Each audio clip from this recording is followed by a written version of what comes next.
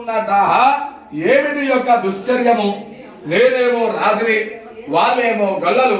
ఇదంతా కూడా చూసినటువంటి ఆ రాజు తనలో తను ఈ విధంగా అనుకుంటూ ఉన్నట్ట, ఆహా ఆనాడు గొల్లలిచ్చినారని చెప్పి నీచముగా భావించి స్వామివారి యొక్క తీర్థ ప్రసాదాలు తీసుకోలేదు కదా, అందువల్ల కదా నాకు ఇటువంటి దుస్థితి కలిగినదని చెప్పి అనుకున్నాక వెంటనే ఆ గొల్లల బ్రతికి కూడా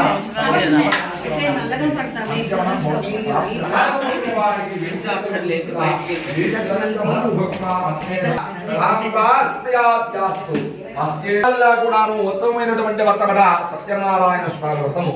అందుకనే ఈ వ్రతం చేయడానికి శక్తి లేనితో ఎవరైనా సరే ఈ యొక్క వ్రతాన్ని చేస్తూ ఉండగా అక్కడికి వెళ్ళి భక్తి శ్రద్ధలతో కథ విన్న తీర్థ ప్రసాదములు తీసుకున్న వారికి కూడా సమభాగములో స్వామి వారి యొక్క అనుగ్రహం లభిస్తుంది అని చెప్పి సూత మహాముని సౌనకాది మహర్షులందరికీ కూడాను తెలియజేసినటువంటి వాడి పంచమోధ్యాయాన్ని ముగించారట.